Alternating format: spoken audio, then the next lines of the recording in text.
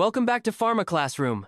Today, we'll uncover the fascinating mechanism of action and pharmacokinetics of ceftriaxone, one of the most widely used third-generation cephalosporin antibiotics. We'll see how it targets bacterial cell walls, how it travels through the body, and what makes it so effective against serious infections like pneumonia and meningitis. Let's start with how ceftriaxone actually kills bacteria. Ceftriaxone works by inhibiting bacterial cell wall synthesis. That means it prevents bacteria from building and maintaining their protective outer wall. It binds to special enzymes called penicillin-binding proteins, which are like the construction workers that link together building blocks of the bacterial cell wall, a molecule called peptidoglycan. Normally, penicillin-binding proteins perform a step called transpeptidation, basically cross-linking peptidoglycan strands to give the cell wall strength.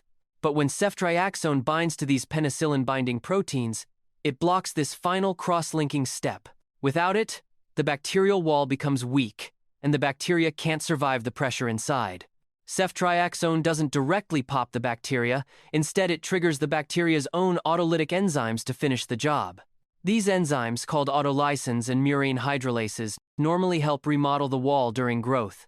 But with ceftriaxone blocking new wall assembly, these enzymes keep working, leading to bacterial lysis, or cell bursting. Now that we know how ceftriaxone works, let's see how it moves through the body. Ceftriaxone can be administered through intramuscular and intravenous routes. When given by intramuscular injection, ceftriaxone is well absorbed into the bloodstream. Once absorbed, ceftriaxone distributes widely throughout the body, reaching the gallbladder, lungs, bones, bile, and even the cerebrospinal fluid. The concentration in cerebrospinal fluid is especially high when the meninges, the protective membranes around the brain, are inflamed, as in meningitis. Quick question: why do you think ceftriaxone penetrates the brain better during meningitis?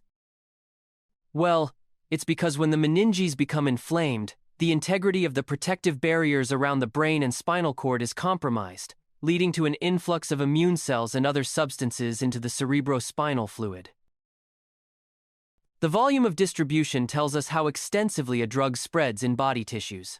In adults, ceftriaxone's volume of distribution is about 6 to 14 liters, showing moderate distribution. In neonates and infants, it's higher, around 0.34 to 0.55 liters per kilogram, because they have more body water. Ceftriaxone binds strongly to plasma proteins about 85 to 95%. This high binding slows its elimination, giving it a relatively long half-life. That's the time it takes for half the drug to leave the body. In adults, the half-life is around 5 to 9 hours with normal kidney and liver function, and even longer, up to 16 hours in renal impairment. This long half-life is why ceftriaxone often needs only 1 dose per day. Pretty convenient, right? Ceftriaxone leaves the body mainly through the urine, about 33% to 67% as unchanged drug, and the rest through the feces as inactive forms. If you found this helpful, hit that like button, subscribe, and stay tuned for more deep dives into antibiotic pharmacology.